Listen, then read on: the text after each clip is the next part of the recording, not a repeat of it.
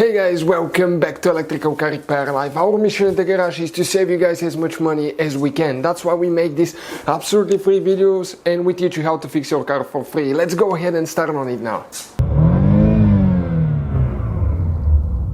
Hello guys, in today's video we'll be working on a Chevy Cruze, guys, and we'll show you if your front windshield washers, okay, the washer for the windshield wiper doesn't work, guys. Okay, you try to spray but there is no water coming out.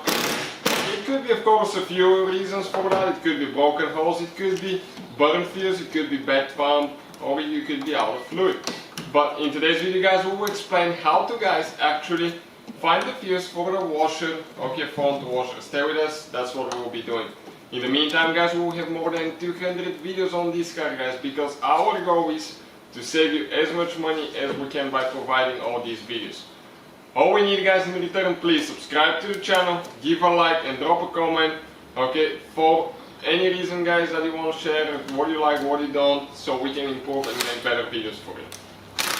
So, that windshield washer, guys, okay, the fuse is located, okay, in the fuse box under the hood. So those are the spray nozzles.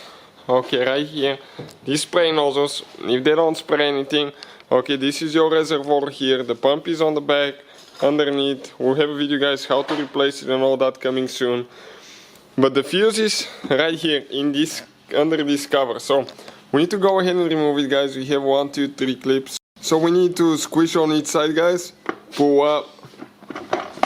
Perfect. Now once you open it, guys, you're going to need to find, guys, fuse number. Okay, let me get the camera in a good angle.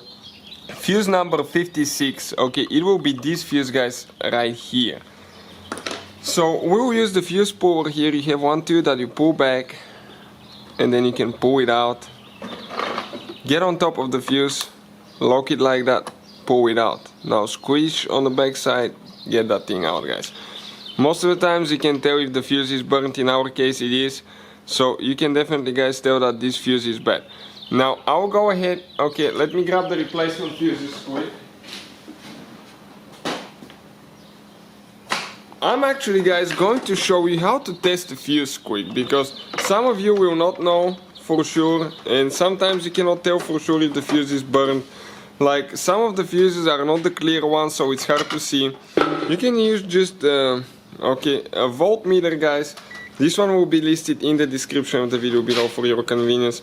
We'll set it to testing here, continuity testing. And if we set, okay, this one is a good fuse now. Check it out. Now the good fuse, guys, it's going to show zeros. That there is communication from one end of the fuse to the other one. Now let me get the bad fuse quick and show you what the bad fuse does. There is absolutely nothing, guys. So check out, guys, in the description of the video we'll have all the fuses listed as well.